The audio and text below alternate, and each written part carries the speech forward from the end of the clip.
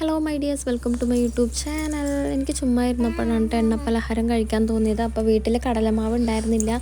ഗോതമ്പ് മാവും മൈദമാവും അരിപ്പൊടിയും വെച്ചിട്ട് തട്ടിക്കൂട്ട് സ്നാക്സ് ഉണ്ടാക്കാമെന്ന് വിചാരിച്ചു. അങ്ങനെ കുറച്ച് ഉള്ളി മുറിച്ചിട്ടിട്ടു. ഉള്ളി മുറിക്കുമ്പോഴത്തേക്കും എൻ്റെ കണ്ണിൽ നിന്ന് പുഴ പോലെ ചാടാനായിട്ട് തുടങ്ങി ഗൈസ്. അപ്പോഴത്തേക്ക് കണ്ണൊക്കെ തുടച്ച് വീണ്ടും കുക്കിങ്ങിലേക്ക് കടന്നു. അങ്ങനെ കറിവേപ്പില കുഞ്ഞു കുഞ്ഞായി മുറിച്ചിട്ടിട്ടുണ്ടായിരുന്നു. അതിൽ പച്ചമുളകും ഇട്ടു കേട്ടോ.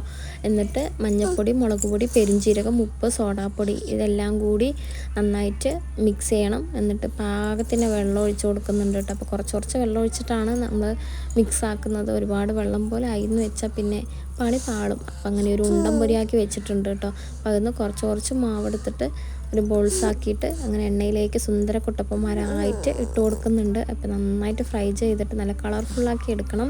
പക്ഷെ ഇതിലെന്താ ഒരു പോരായ്മ എന്ന് വെച്ചാൽ കടലമാവ് ഇല്ലാത്തതുകൊണ്ട് തന്നെ അതിൻ്റെ ഒരു നല്ല പോരായ്മ ഉണ്ടായിരുന്നു. ഭയങ്കര ഹാർഡായിരുന്നു കേട്ടോ സ്നാക്സ്. ഞാനിത് ഉണ്ടാക്കി പോയില്ലേ ഗൈസ്. ഇപ്പോഴത്തെ എണ്ണൻ്റെ വിലയ്ക്ക് ഇത് കളഞ്ഞിട്ടുണ്ടെങ്കിൽ എൻ്റെ അമ്മ എണ്ണയിലിട്ട് പൊരിക്കുന്നത് എനിക്ക് നന്നായിട്ട് അറിയായിരുന്നു. അപ്പോൾ വീട്ടിലുള്ളവർക്കും കൊടുത്തു, ഞാനും അങ്ങനെ കഴിച്ചു തീർത്തു ഗൈസ്. പാവം ഞാൻ.